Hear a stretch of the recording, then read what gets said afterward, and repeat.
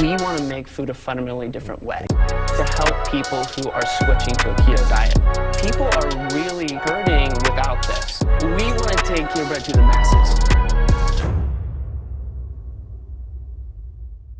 All right, Doc. Welcome to the Uprising Food Show. And I'm excited to be here. Thanks for coming down. Absolutely. So our guests, or our viewers, I should say, probably don't realize you and I go way, way back. Absolutely. Not only are you a Toast Cleanse participant, right. You're also a chiropractic doctor, but you're also a family friend. Absolutely. And so this podcast, this show will go out to people all over the country.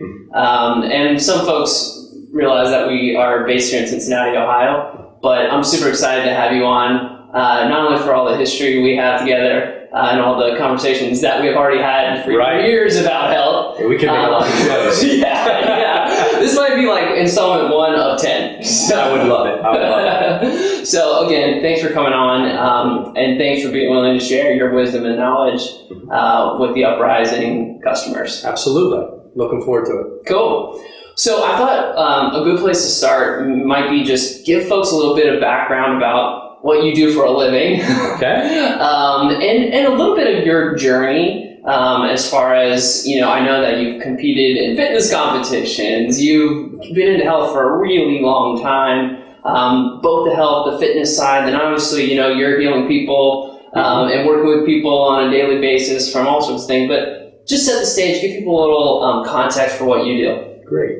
Well, you're right. I mean, I was thinking about this earlier on my drive in that, I think I was like a lot of kids. I got into exercise so I could participate in sports, and after a while, the training became more fun than the sport. So that's how I got involved. And, I didn't want to be a chiropractor all my life. And actually, I tell patients, I can't believe I am one, considering there wasn't one where I grew up. I never knew one single person that ever went to a chiropractor. And my father, who he still is working as a shoemaker, and he built braces and lifts for shoes, worked with a lot of orthopedists and pediatricians.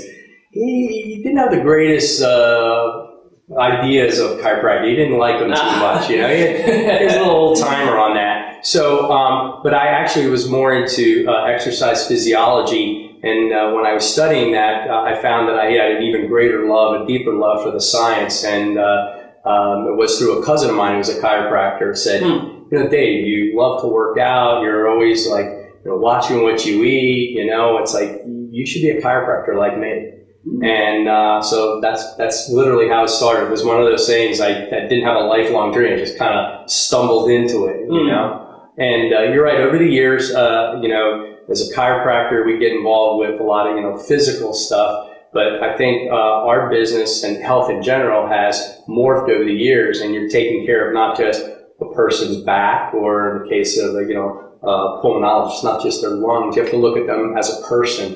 That means that they have, a side of chemistry. What do they consume? What do they eat? How much movement do they get? And, what is their emotional state too? So over the years, my practice has kind of become, we work on the bodies, but we're also teaching people, hey, some of that pain might be related to your diet. You have inflammation. You have to look and see. It might be a diet for most people, but it might not be agreeable to you and your body.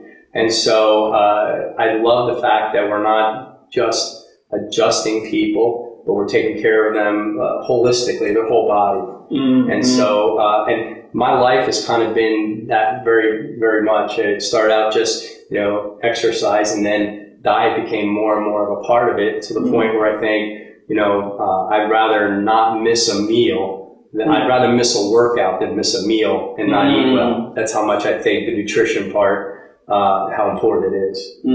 Yeah, and I can speak from personal testimony, having gone to your practice for a very long time, that it's been clear that you have constantly been learning new things and integrating them into your practice, and figuring out what's kind of like the next thing that we should be testing.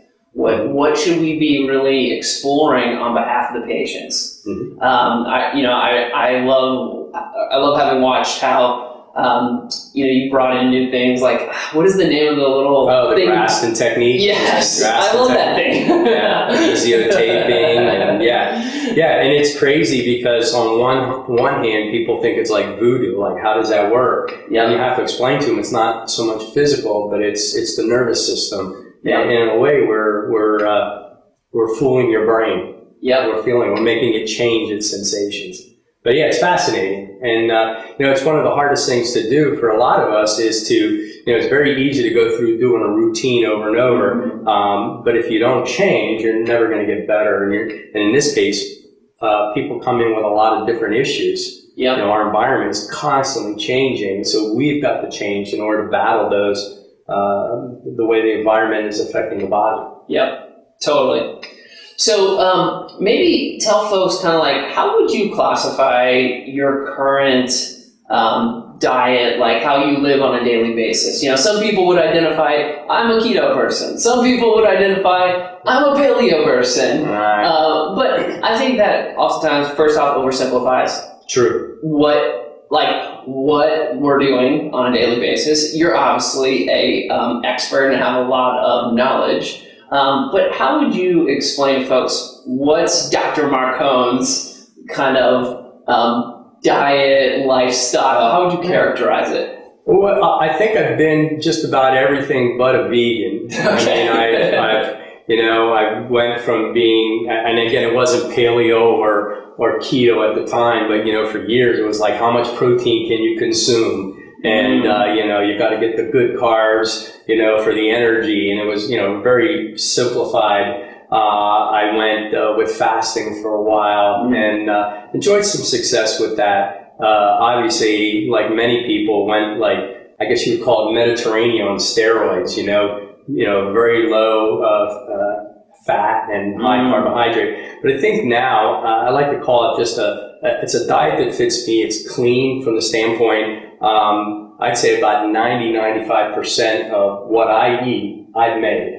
Made it from scratch, which thank goodness I like to prepare. So I do eat proteins, but I keep my proteins to probably 4 to 6 grams per meal. Carbohydrates, starchy carbohydrates, mostly brown rice and things of that nature. Quinoas, sweet potatoes, some regular potatoes too. Lots of vegetables. I mean, there's and beans. I have to admit that I was never a huge bean guy. But now it's like wherever I can add them and make sure that they fit in with the context, I eat beans. Water almost predominantly. I think between water and my black coffee in the morning, I've really stayed away from the pops and the juices, the sports drinks, anything like that. And but I do have my Friday night. I look forward to. It's usually after the end of my work day. I get a nice training session in, and then it's like pizza and beer or burgers and beer. I ate clean all week. I worked out hard. I had a great week, and it's like I deserve a reward. You and I have enjoyed one of those Friday nights together. Yes, we have. It was great. And there used to be my cheat day, and then as you start eating cleaner, all of a sudden the sweets don't taste as sweet. The things that you savor, wow, how did I like them that much? It just doesn't taste the same. And so now it's like a cheat meal is good, a beer or two, and I'm ready. Like sometimes after I eat the pizza and beer, I have 2 beers, maybe 3. If I'm still hungry, it's like, hey, make some keto bread, or I'm going to eat some fruit. It's not like I go get another pizza. It's like I'm satisfied. Yes, and that resonates with my own personal experience as well. I remember, I've tried a bunch of different things on myself as well. And I remember there was a phase where the cheat meal for me was Holtman's Donuts after a workout. Yeah. And So I had a similar strategy. Yeah. And, you know, I was in my head thinking, okay, I've cleared all the glycogen out of my muscles. I can consume a ton of... You'll burn it right up. Whatever, right? Yeah. And I would eat like literally a dozen donuts. Holtman's donuts, big donuts. And they're heavy. Yeah, myself, and feel completely sick afterwards, right? And then over time, I've also progressed to the same, landing spot where it's like, I'm totally not afraid at all on a Friday night to go have condado, margarita, tacos with my fiance. And I don't feel the need to, especially very clean now, I think it's probably a similar effect. I don't feel the need to eat like 10 tacos, like I was eating a dozen donuts. And I don't know exactly why that is the case, but I've had a very similar experience. Now, the interesting thing that I have added recently is anytime I'm going out to do something like that, I actually eat a slice or two of the Uprising bread, and I'm trying to time it like 15 to 30 minutes before, and my rationale in my mind is like, okay, I can get a bunch of fiber in, I can get a good, like, solid, well-rounded food that kind of slows everything down, sets the foundation for if I'm going to go enjoy one of those nights. At the very least, you know you got something good in you. You don't feel horrible about what you ate.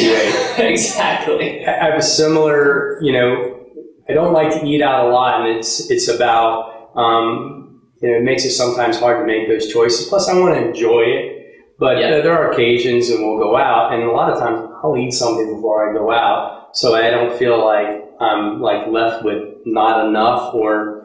It's a very strange thing, eating before you go out to eat, but then I don't overeat, and I know what I've eaten at home. I know where it came from. I know I prepared it. It may be physical, it might be psychological, but it works, and I don't overeat or overdrink when I go out. But I still have fun.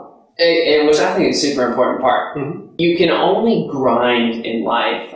This is my personal thought. You can only grind things out for so long. You need that balance of grind and enjoyment. Like play, you need a little reward, you need the work. You need that balance of those two things to really feel satisfied, but also like you can get way off in one direction, and then you find yourself in either a burned out adrenal gland, maybe adrenals burned out, like all sorts of things can happen there. As we talk here about, which may sound like, man, you guys don't enjoy yourself, I have to admit that it didn't happen last week or last year. For me, it's probably, I would say at least a 9 or 10 year period of time where, there was that aha moment that food does make a difference, not just on your waistline, but your mood, your rest. I mean, any part of your life, your focus is all based on that, what fuel you put in your body.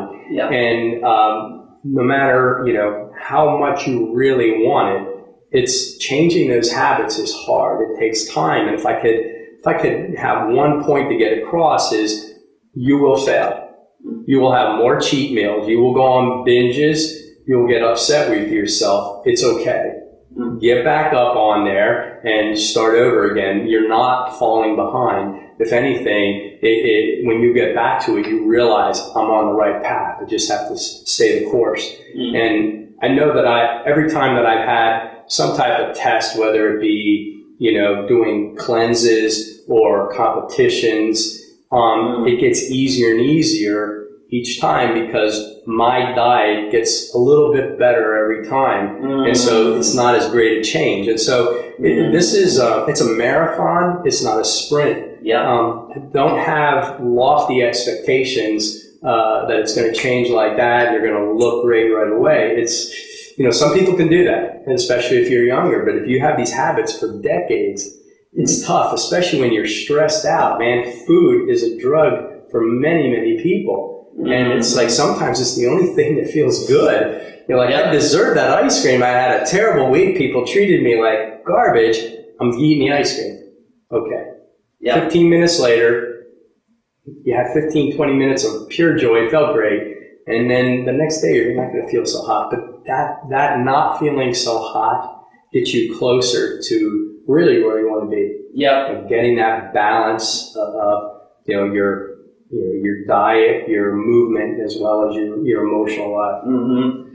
And tell me if you would agree with this, but I think part of it is just being able to, at some point in your life, be able to truly experience the contrast between what your body feels like when it's healthy and it's clean, right, or the inputs are primarily clean, versus all of a sudden inputs that aren't necessarily clean that maybe been super enjoyable and totally cool for a night out, a family enjoyment, but the contrast of those inputs, being able to feel that is something that oftentimes I think a lot of people haven't felt because they're living most of their life with unclean inputs. Correct.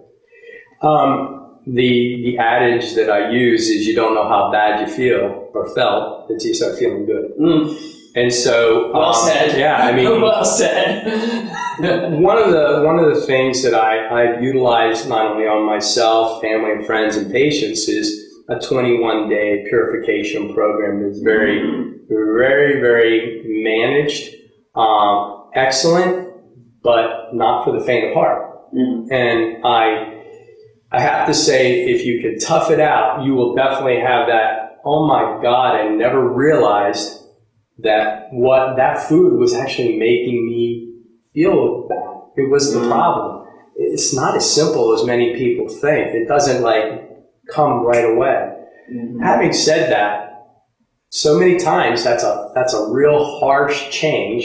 Yep. And not everyone can slowly manage it. And so as much as I love for people to have that oh my God moment, I don't know how many people could successfully maneuver it once they get it. Yeah. And so it's really a personality trait, and that's why sometimes you have to be true to yourself. Am I the kind of person, once I have a goal, once I have a priority in life, I am like, a pit bull, I won't let go. But yeah, you can do it really quick. It'll still be uncomfortable, it'll take time, but it's manageable. Some other people, they start and stop many times. And so, they're not going to be they may not have that aha moment. It might take a while, a year of pushing and pulling until they finally becomes habitual. Yeah. And I know that's kind of how it was for me. Yeah. So one of the things on the Uprising show that we're all about is health transformations.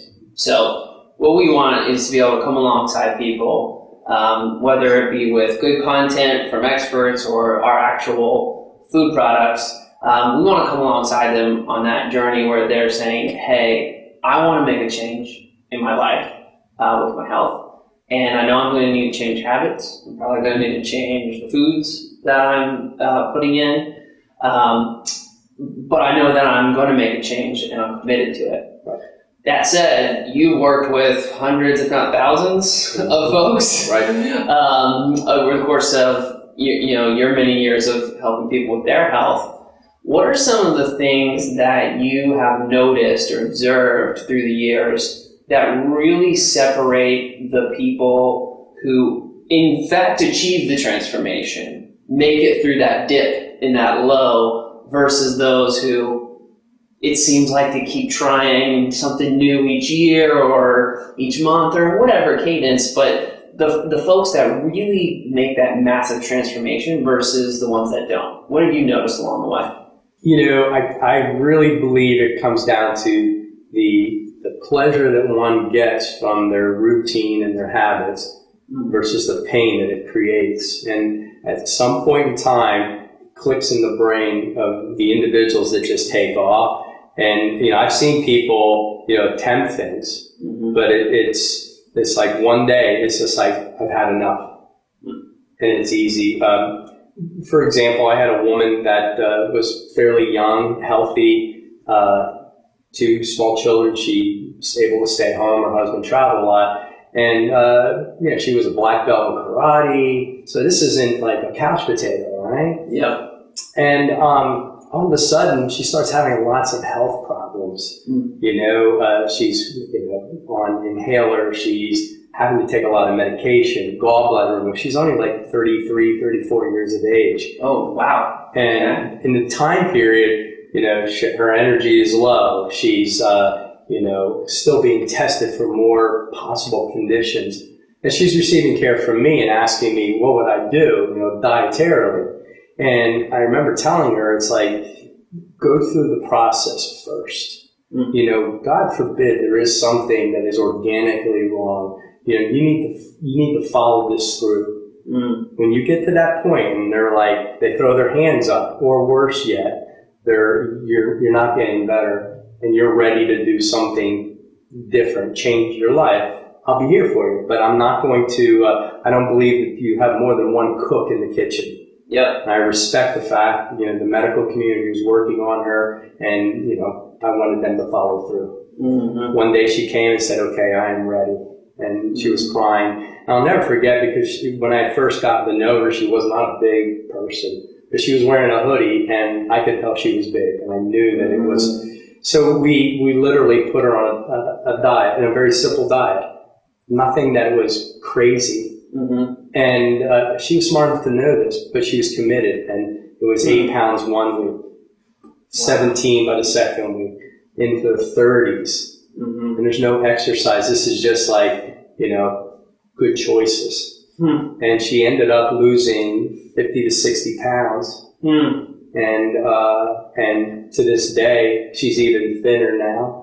Has a really good diet, very conscious of her husband, her children. So I think, sometimes it just takes that, either I'm scared or I'm done. I have to take control. I can't say that it was anything, we didn't come up with some space age technology, it was like she was ready to listen and she was willing to make the change. So, and I think everyone needs a coach. I mean, I hate to say that because it looks like, you're selling a product, and if you know me well enough, I am a passionate entrepreneur, which means that it's like I sacrifice much of the monetary to make sure that information gets out there, people get better, and I don't care about the other half of it. Yeah. But that is the most important thing, that people, they understand that it's all in their hands. Yeah. Just a matter of when they want to do it. Yeah. Yeah, and this is consistent with what other experts have who have come on the show have mentioned around. It's not necessary. There isn't necessarily this magic macro counting. Yes, these things can make a difference, but underlying all of it is where are you at mentally? Mm-hmm. Where's your level of commitment, and what's your fundamental why you're doing it? That's actually has a disproportionately large impact on whether you're going to make the transformation or not. It's the voices in your head. Are you listening to the ones that say you can't do it and giving you all the reasons why you fail, or the one that says you just have to start? And I think that's really it. And there is no perfect diet. I mean, I think the last time you and I met, we talked about studies that show that hunter-gatherers still are in existence today in mostly Africa and in Central America. They all live fairly long lives, considering how archaic their culture is.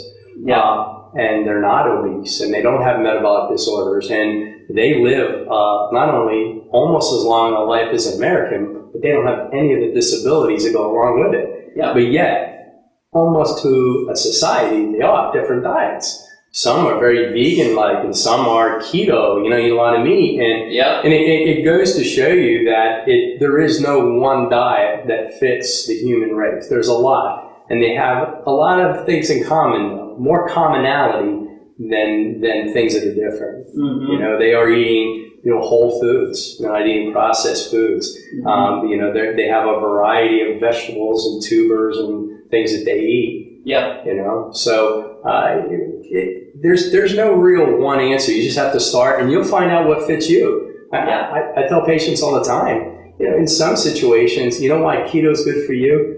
You're like me. It's like, I don't have a problem with you eating, beef or chicken or fish. It's not a big deal. Proportionate. By the way, there's still vegetables on the plate. Yeah. And you have to get those. So you get your goodie, but here's your change. Yeah.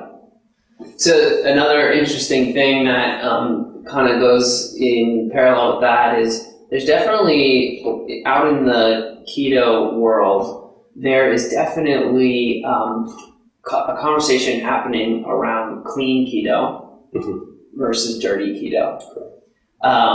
And I'm just curious, have you run into this in your practice or in just health conversation with the folks that come to see you? Not so much from the patients, but I have talked to some vendors who, are raising beef cattle, where they're trying to undo a lot of the breeding that was done before, so that the cows will live completely off of grass, no corn, no silage, and they'll be of good weight. They don't have to be fattened up. But I have seen it from more of the vegetarian side, especially where people are like, well, I don't eat meat and I'm not eating all that fat, but yet they're eating a tremendous amount of unclean carbs, and they're having lots of health problems, even though they don't eat fats and meats. Yeah. But they're eating lots of sugars and, a lot of processed food. Yeah. So I think that there is that out there, and I think that's good. I really do, because we all need to get away from the quick and the easy, and realize that nutrition is worth our time. It's worth it, and that includes preparation. If you do not prepare to succeed, you better prepare to fail. Yeah. All right. Yep. That's wisdom right there. Oh yeah, and that's something that dieting through competitions is all about. It's like, who likes to eat the same food over and over again? And especially when it's not very much and you're working tremendously hard. So it's a lot easier for the rest of us when we just say, I'm just going to prepare a meal for lunch. I'll put it in a Tupperware or a glass container, and I know it's good. Yeah. And I'm saving money. So one of the things that obviously you did before coming on was our Uprising Toast Cleanse. Mm-hmm. One of the things that we're all about here at Uprising is helping folks with their gut health. And one of the things that we really care about is raising awareness to the idea that so many people are not getting enough fiber. Right. And just how important that is. It turns out that when we were out doing the research for the Toast Cleanse, that according to the studies that we ran across, about 19 out of 20 people are living in the fiber gap, which is not getting your daily recommended amount of fiber. And so that's one of the things we as a brand want to come against. And so, we put bread in people like your hands, and to get a feel for what the bread can do, but also really what the bread can do for your digestion. And so would love to get your initial take on the Toast Cleanse. Tell folks a little bit about how it worked for you, what you experienced, what was day 1, day 2, day 3 like? I have to say, I'm kind of excited about talking about it, which is... Thank you. Yeah, it's... and I told you earlier that, like a lot of people, I was diagnosed 20-some years ago with irritable bowel. And it was something that I ignored. I was in my early 30s, and I just thought it was a little bit of stress and change in lifestyles, I'm going to have my first child in practice. I was given a medication for it, though. At the time, I'm like, this is great. I a couple of days, and the bloating, the irritability were down, and that was the biggest thing that bothered me. But some of the other factors remained. Even though I had all kind of colon checks, I didn't have, polyps. I didn't have any of the other things, that are more serious, more organic. And so years went by, and I stumbled upon, psyllium moss.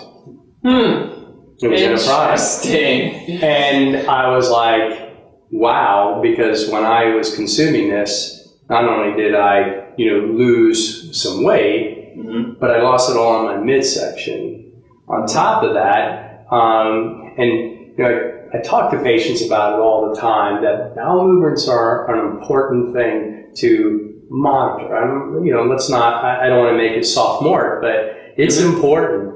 The color, the texture, the consistency is extremely important to determining, are you digesting? What is your colon like? And, it's not going to undo colonoscopies or anything like that. But, the more that we have information about our own bodies, we have more control. So over the years, as certain things were gotten rid of in my diet, I started noticing some positive, but the psyllium husk addition, when your bread first came out, was like, wow. And I think we talked about it earlier. I know that grains are not the best thing for me. Same thing with dairy, not an issue, So it wasn't part of my daily life. So I didn't eat the bread all the time. Yeah. When you're, understanding or this kind of like epiphany that it's like there's more to this bread than just like substituting. Yeah. It struck me. And when I went back on the bread, it was like, oh my God, what a difference. Leaner within like I think 2 loaves. Wow. And I train 4 to 5 days a week. You're an active guy. I do a lot of cross training and heavy backpacking. Not to mention my job is very active. I'll do 10,000 steps just in my day. Yep. And getting rid of that midsection has always been the most difficult spot for me. And within a couple of days, literally, I was like, I cannot believe this. The consistency was very, very good. To me, that says, now I'm getting fiber. And it's like, this is packaged, ready to go. This body doesn't need this anymore. It's junk, versus in some cases, it's not done being utilized. And it's passing through so quickly. I don't know if I'm even absorbing any of those nutrients, And yes. I really believe that it's, we talk about gut bacteria. Well, they live on the fiber. And they produce short-chain fatty acids, and that relines the small intestine. 5 to 7, every 5 to 7 days, 6 to 7 feet of epidermal tissue. That's a lot of work, man. Yeah. You need a lot of short-chain fatty acids. Yeah. And they can't do it if they're not being fed. So the digestion, the process, you can eat the best diet, the greatest meal, but if you cannot absorb it, it's nothing. You're starving. And not to mention wasting your money. Well, we always talk about they have the most expensive bowel movements. Right down the toilet. You're flushing it away. Yeah. And that's one of the reasons that so many people get frustrated too about food. It's like, I'm eating good food, I'm not losing weight, I'm doing this, I've still got this. Yes, because that's not metabolic. As much as that's like your body just is not functioning at a high level, and it's storing away all of the waste product. Toxins. I hate to call it toxins. It's not like it's a toxicity. It's just stuff that your body says, I don't need, I can't get, I don't use. Get rid of it. Yeah. So really, like a lot of people are walking around with essentially waste inside that the body would rather not have it in there. That's right. But the body doesn't have the right inputs necessarily to help get it out. Correct. The liver is overloaded. The liver is like your packaging store. So it produces bile that excretes the waste products through the stool. If it's backed up, it has to store. Usually it's in the adipocytes around the midsection. And so that's okay, right? I'm putting it in storage. But it can only store so long before it starts to almost like seep out into the body. So today we have so many people with non-alcoholic fatty liver cirrhosis. They have fatty livers. I'm not a drinker. I don't do drugs. Why is my liver like that? I know patients in their 20s with it. All kind of things can occur. Oh, absolutely. When you think about kids today, I grew up, I had to eat, greens, lettuce at the end of every meal. And I had a vegetable and a potato and so much meat. And, we didn't have, eating a TV dinner, which is basically today's processed food, was like a treat. It was like going to eat ice cream. Think about that. Kids are growing up eating that. That's what mom is putting in the oven, something that's already pre-made. God knows what's in it. It looks like food. Okay. Yeah. So at least I had a good 15, 20 years of solid, normal food. Yeah. Okay? They didn't. And on top of that, those irritants that are being stored in the fat, they start to leach out. Some call it leaky gut syndrome. Whatever it is, it creates inflammation, and it can go anywhere in the body. And that's one of the hardest things toward diagnosing people with all these, kind of very weird symptoms, from rashes, irritability, vertigo, muscle pain, joint pain. It's like we're chasing the symptom. Yeah. We can x-ray, MRI, a blood test, and we don't see anything wrong. They must be crazy. Yes. When the reality is it's inflammation. And it's leaky inflammation in a way. Like it's getting all... It's everywhere. It's everywhere. It's everywhere. And it's no wonder that, what do they say about osteoarthritis? One of the best things, lose weight, clean up your diet, and people feel better. It's not less body weight. A better diet makes the body, has less burden, and it could be a little bit more efficient. Yeah. So you went quickly through something that I think is worth going back to. Sure. Which is kind of the basics of digestion and gut bacteria, and how the gut lining, the gut bacteria, the food, and then the excreting all of that all work in coordination. I think people would love to just get a little 101 lesson of like, how does this work? Right. And because I feel, and I'm just going to try to ask on behalf of the audience, I feel that a lot of the conversation in health is around intermittent fasting, it's around macro counting, it's around the inputs, and then basically the what you'll see on the other side. So maybe the mirror, maybe you're trying to treat a symptom, but there's a very important process happening in between,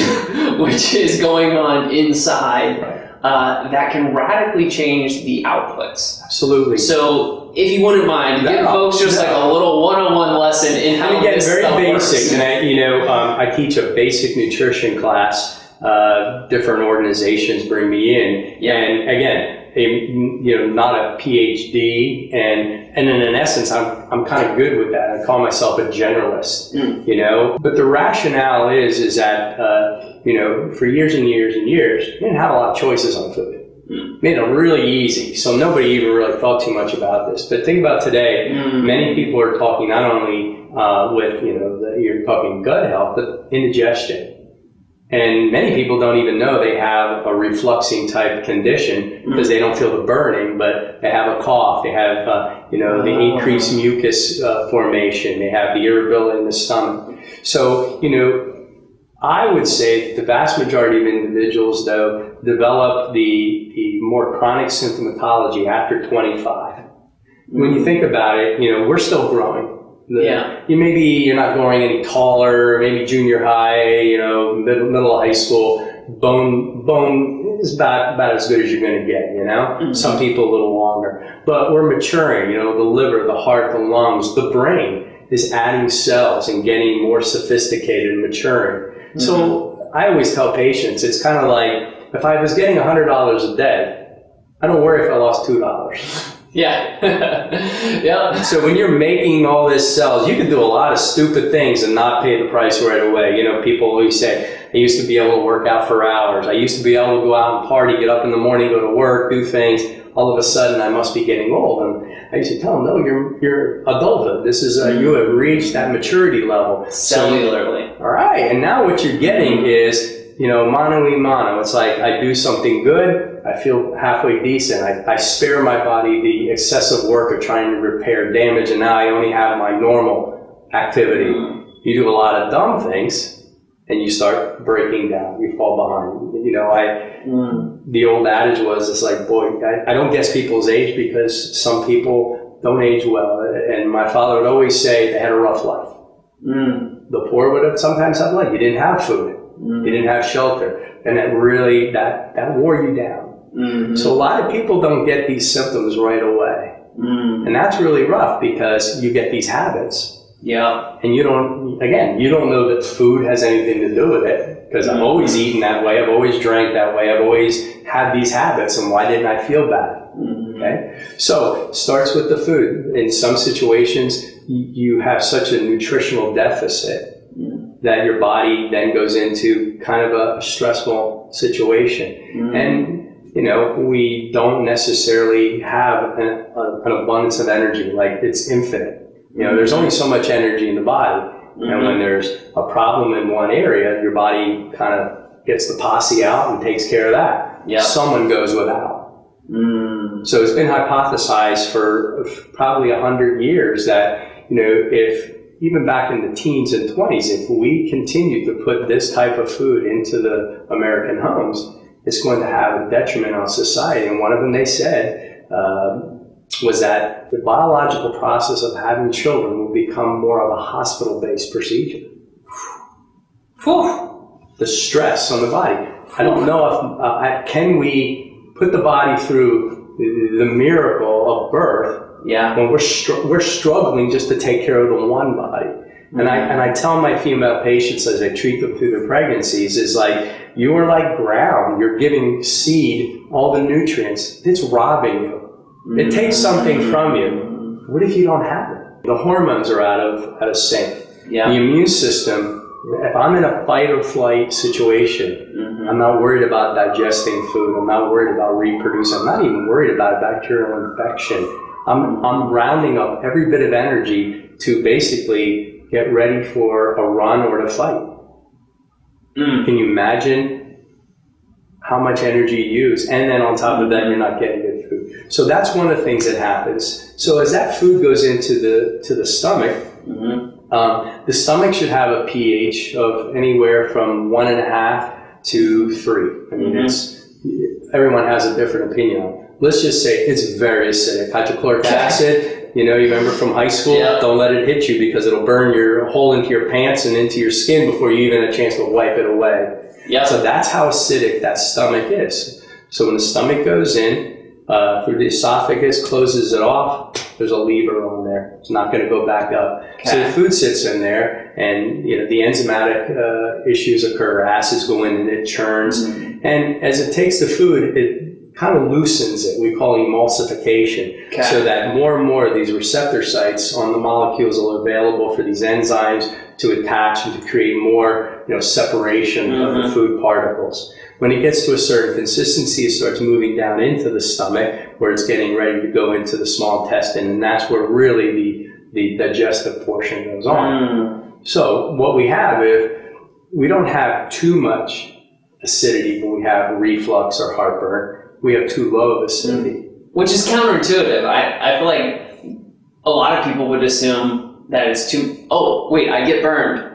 So I have to stay away from too much stuff. I must have too much acidity. Now, I will say that there are some people that will have some symptoms related to that, but the reality is that food is just sitting there because the nervous system, along with the digestive system, says it's not in a form ready to go into the next phase. So as a kid growing up in the 60s and 70s, I think of that area of the stomach now like the wicked witch who's stirring the pot and it's bubbling and everything's popping up. So, we ferment carbohydrates, fats go rancid, and proteins putrefy. And so now they're just sitting there in the cauldron and it pushes pressure up. So for a lot of people, it's, I've got gas, I burp a lot. Some people will get that a little bit of the acidity from the food, basically. And of course, it's not an acidity of 3, but it's not a basic of 7 or 8. So as it goes into that esophagus, it burns a little bit. The more and more that gets in there, it creates an irritation. The body produces mucus. We get that have to cough. Got it. So there's a lot of different things that can come from the same situation. Symptoms can be different, but they all have the same root issue. Eventually it starts going down.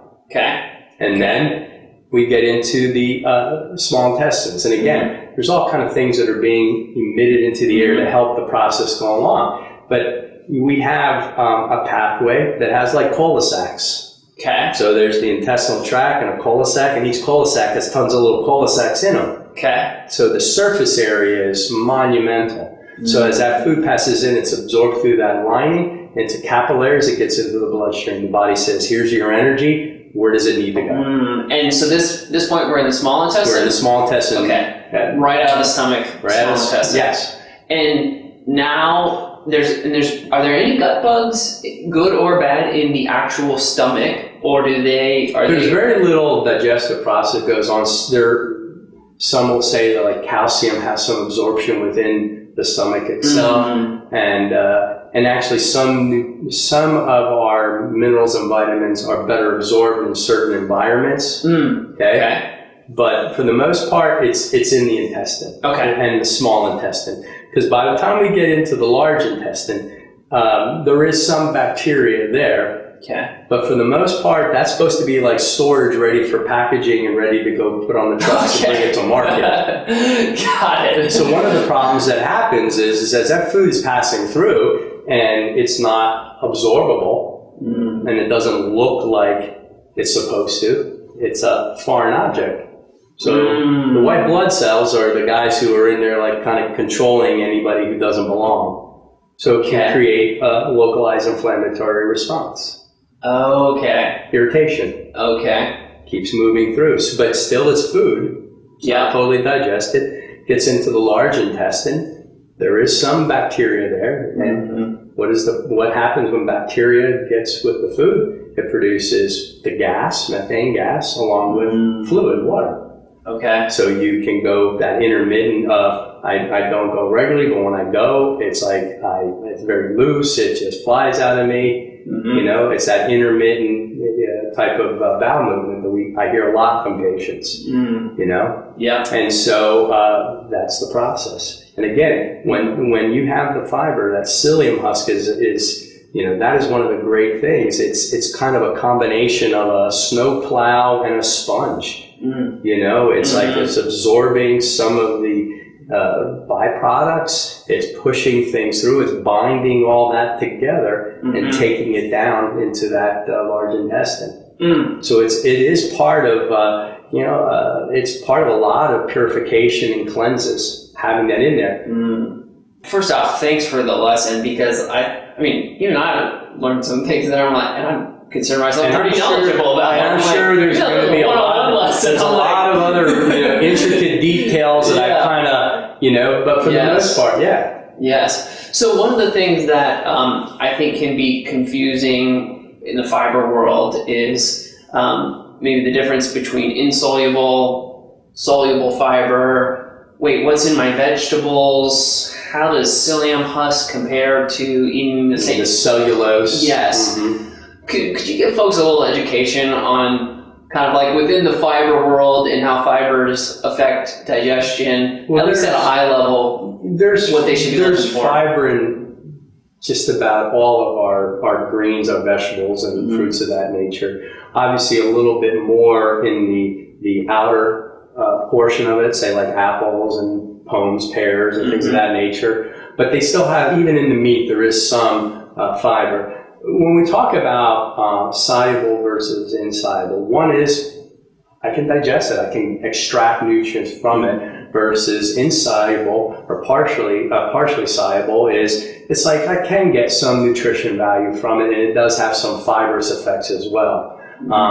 But most of the cellulose is coming from almost like a grain-oriented, like a grassy area. One of the things that other things we need besides for the gut health, what our bacteria is utilizing for energy source, is the fact that when we do have that fiber in there, it slows down the process, especially of carbohydrates, because the body is extracting, the sugar portion, fructose and that from the fiber. That slows down the process. And so as we slow down the process, we've heard for years glycemic index, right? Well, if I eat a cube of sugar, there is just sugar. It's a disaccharide that takes nothing to break those bonds. Boom. That sugar is in the blood and lickety-split. And if we eat a lot of it, and that blood sugar hits 120, now the insulin comes on and it wipes it out, and so we go high and low. So when we eat fruits and vegetables, we are getting the fiber that slows down that process, so that a little bit slower getting that blood sugar in there. Mm-hmm. It's one of the reasons too is that we talk Mediterranean diets, and I grew up in a very Italian neighborhood. My parents are both first generation. We ate pasta. Yeah. Sometimes 3-4 times a week. But it wasn't like I sat there with just pasta. Pasta was always the part of it, almost like meat and potatoes. There was a meat, there were greens. And I think some of it is we've kind of taken and bastardized it. Pasta's good. No, pasta's not evil, but it's not like something you should subsist on by itself. Again, it gets into that system so fast, blood sugar goes up. Yeah. And after a while, when your body gets all these calories and all this sugar, it's like you become insulin resistant. And now you can't store that sugar as in the muscle. You don't need it anymore. You have more than enough energy, and we turn it into fat. And it doesn't happen overnight. It takes mega dosing of calories, tons of sugars over a very long period of time before the body burns out. But then you find yourself in a position where it's like, now we got to pay the piper. Absolutely. Metabolically. And by that time, if somebody becomes insulin dependent, it's very, very difficult to, let's say, become non-insulin dependent, non-diabetic, because you typically, by that time, you've lost a lot of the innate abilities. Your nervous system doesn't know how to convert fat into glycogen. Your muscle and that insulin, that's how you get the energy into the muscle. Muscle is water and glycogen. It's sugar. Okay, so we do need some of that stuff. Yeah, and which most people I think it's all protein. Yeah, no. Protein is like it's your metabolic. It's the spark plug.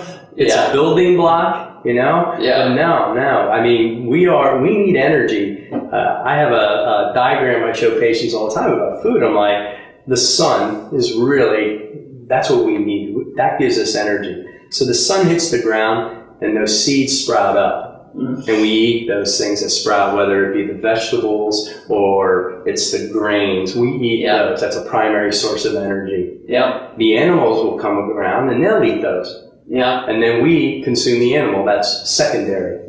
Either way, it's all about energy. It's how that energy is stored. And we need it. And we need a little bit of everything. Yeah. So digestion is a great thing to talk about, but like I said, I really believe most people don't understand the difference in the macros. Like, what does fat do? What does protein do? What do carbohydrates do? And what are micronutrients? Vitamins and minerals, right? Yes. And you do not get trace minerals or macro minerals from a plant. That comes from the ground. That's inorganic, okay? You don't grow it. And that's one of the other issues that we have is, it's like, you put something in the ground, if you don't put something back into the ground, that's going to deplete the nutritional value of those plants and those vegetables that come out of it. So we, in the bread making world, we use the psyllium husk, as you know. One of the things that we have found in making our bread is that where the psyllium comes from can change what color the psyllium turns, or to the degree that it turns colors in the baking process. And the reason is it's the nutrients from the soil. They can really, whatever those plants are uptaking from the soil that they were grown in, that's what they carry with them into the end consumers, whatever that might be. And so I think it's one of those things that oftentimes we just gloss over.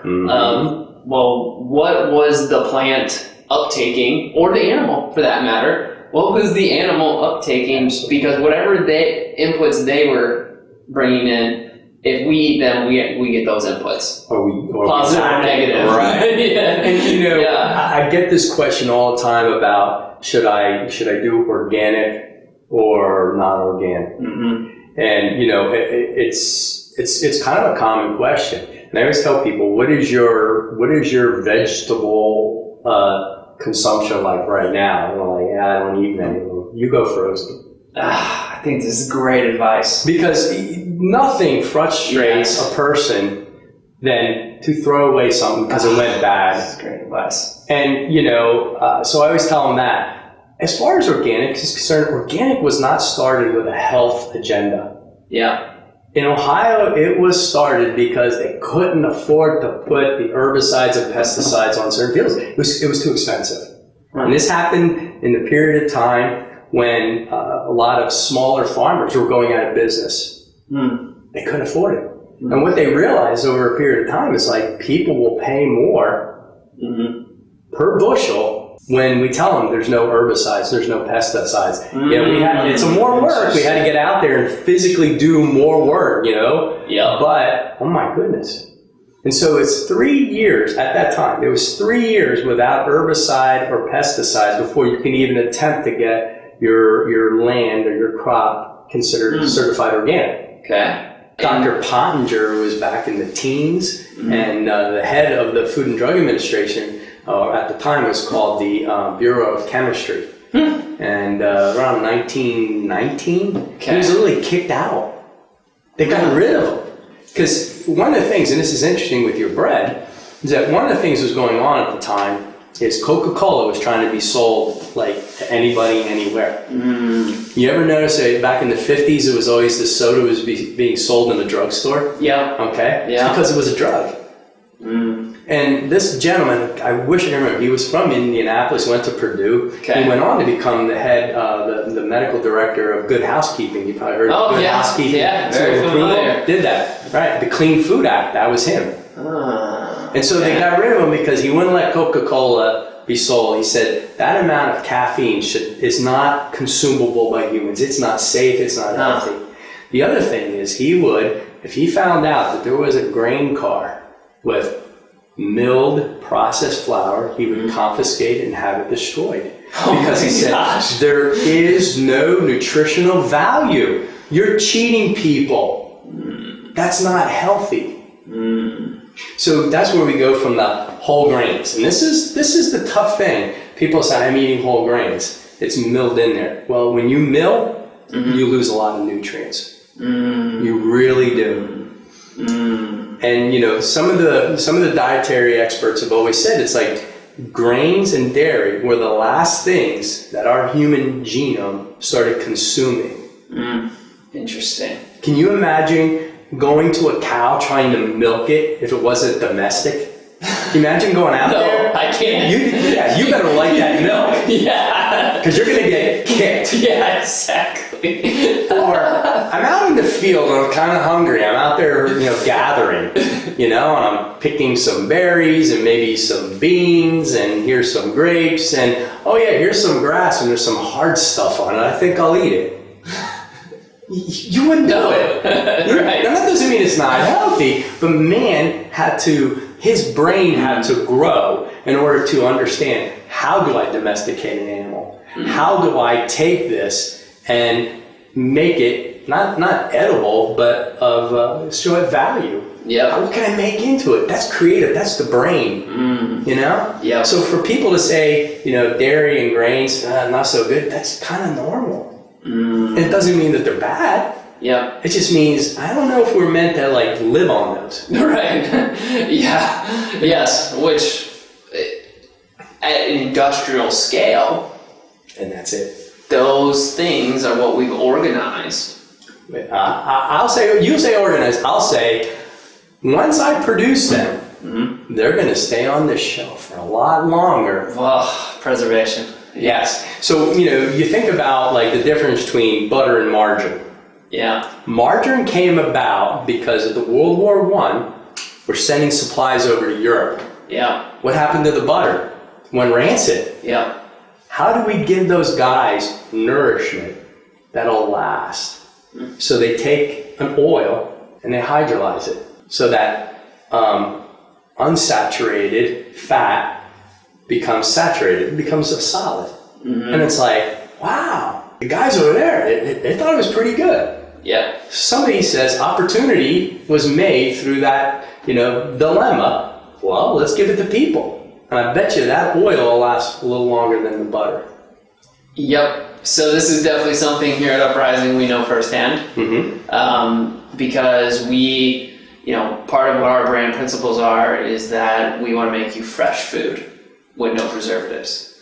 And that is an extremely hard thing to do. Oh, absolutely. And as maybe you customers out there who have experienced this, when we first got going, it was very hard to get the product to certain parts of the country, especially during the middle of the summer, without it molding, without there being major issues. And we had to invest a lot of money in our packaging in order to keep the product fresh. And there was that choice of like, hey, do we put something in there that is going to extend the shelf life, that is going to preserve it chemically, or do we invest in the packaging and keep it fresh? And so here at Uprising, we bit the bullet monetarily in order to make sure that our customers could get fresh product. Now, we definitely can't ship it overseas, though we have made it to Hawaii and Puerto Rico safely. Wow. Well, I think this is, and not going down that path so shows the principles of the company, because processing didn't come about as an evil act. This was about how can I get food that was typically cultivated and distributed locally. Now, as people are moving out of those areas back into what we know now as an urban environment, there's no farms there. How do I feed them? How do I keep them getting nourishment? I can't get that food back and forth. I have to find a way that it's going to last long enough that I can transport it. It can sit there a few days and then it's still edible. So it was all about the progress, the economics of this country. Having said that, we've learned now. And if we're going to go back to relying on that process, that might be fine for some people, but I think that you cannot have it both ways. If you're going to eat good, you got to make that decision, you got to bite the bullet, and you got to go with the better product, and you got to go with the whole food. And one of the things that I've written about extensively, especially I hand this out the first of the year, is how do you eat healthy and not break the bank? And I hear that's one of the inner voices that people have all the time about diets, and I don't care what it is. It's like, I'm going to be investing in food and it's really expensive. Good food is expensive. And the answer is not really. It's really not that much more expensive. At issue, number one is you can't pray to two gods. When you eat good, you can't buy two separate diets. It's not like, here's my pop, my ice cream, my Pop-Tarts, and over here is my kale, my Brussels sprouts, and my almond milk. I mean, it doesn't work that way. Of course it's going to be more expensive. And of course it's going to go bad. Because given the choice, this one is a habit. I mean, sugar is highly addictive. Let alone habitual from the fact that I know what a Pop-Tart tastes like. It tastes like the same way every time, and I don't have to cook it. I don't have to put anything on it, and it's easy, right? So we always tell people, when you make that commitment, it's like, you're going to have to make it. The other thing I talk about is, have a plan. If you do not have a plan on what you're going to eat, you go to the market, it's going to be chaos, because the market is set up in order to entice you to purchase things that you don't necessarily need, but maybe you'll want. It's that last second pull. It's a buy one, get one. And you always think, I'm going to buy one, put one away. No way. You're going to eat both bags of potato chips, and the hope is you're going to be a 2-bag-a-week family, right? We're being enticed to consume things. So, I do this. What am I going to eat this week? I prepare those meals. This is for a couple of dinners. This is a couple of lunches. This is a healthy snack. Maybe this is breakfast. And I have those. And then you make your list of like, okay, what do I need to make them? What do I have? You make that list of, everybody has smartphones. You don't even need a piece of paper. Nobody leaves home without their smartphone. Put it on the reminders. And it's like, boom, hit it, done, gone. And when you get there, every once in a while you're going to add something you forgot, but you know what? Yes. Don't go over there and like, oh my God, there it is. I've been wanting that pie. Yes. You know, Mrs. Smith is calling me. No. Yes. I don't, if it's not on the list, I don't get it and I walk out. Yes. Well, what you don't want to be in the position of is at the mercy of all the marketing and psychology and science around how to get you to consume more, how to get you to buy more. Mm-hmm. You don't want to be at the mercy of that without a plan. Predictably irrational. Yes. Yes. I have read that on your recommendation. I love it. And it's actually made me, as funny as it may seem, when you don't know something is being done, I mean, you're naive, you're oblivious, but then you're like, oh my gosh, I thought that I was doing something, smart. I was taking advantage of the system when the reality is they got me. Yeah. Like, good for you. Yeah. But now I have to have my plan. Yep. But it is. And, we've talked about it before, it's whole food. Yeah. It's hard to change whole food. Yes. It really is. I mean, yes. A bean is a bean. Yeah. You can say what you want, but I rinse them off. So at the end of the day, it's the sourcing of it. I'm hoping they're relatively beans, right? Yes. I'll leave you with two questions. Mm-hmm. So one, if you were to just get a simple message out to folks about how, kind of culminating a lot of your wisdom, you've definitely shared a lot of details, but if you were to get a message like on a billboard style out to folks, for anyone who's trying to live a healthier lifestyle, what would that message be? I would say there's two things that come up. One is that you don't have to be great to start, but you have to start to be great. So don't be afraid to make a mistake. Mm-hmm. It's a journey, and we know we're so wrong in thinking 21 days and we can create a new habit. I mean, that wasn't science. That was hypothetical. And, actually more recent research says that even a simple habit of drinking a couple of glasses of water a day could take anywhere from 53 to 253 days. Whew. I didn't know that. Yeah, it's a French study. Okay. So, and one of the other things they found from it is that when you fail to, say, drink the water or go for the walk, the number of fails didn't have really an impact on creating the habit. It's like, just keep going back to it. That would be the number one. And the other thing is the greatest athletes, Olympic champions, they all have coaches. And the coaches, they don't make the athlete jump higher, but they give them kind of a context in which to fall into. They give them a little bit of direction when they come to a wind road, and they keep them honest. And so, a coach could be, someone who's been that path, or it could be another friend that you go down the line with, and you share the same goals, because nobody wants to let down their friend. So we all need someone there to keep us honest, keep us on our mark, and remind us that, you wanted to lose weight, you wanted to be healthier, and I want to see you there, and I'm going to help you. So everybody needs somebody. I love that. And don't be afraid to ask. I love that. So, okay, last question. You've tried the toast cleanse. You're definitely a Uprising customer. You've bought multiple times from us. I'm in the infantry. What would be your one message you would want to get across about Uprising and the toast cleanse to someone who might be watching who maybe hasn't tried us or has tried us once? What would be a message you'd want to get out about Uprising? I think you have to look at Uprising, as I currently do now, it is part of a healthy diet. It's not a substitute necessarily for something as you're trying to break, say, an addiction. This is something that the human genome needs. We need that fiber.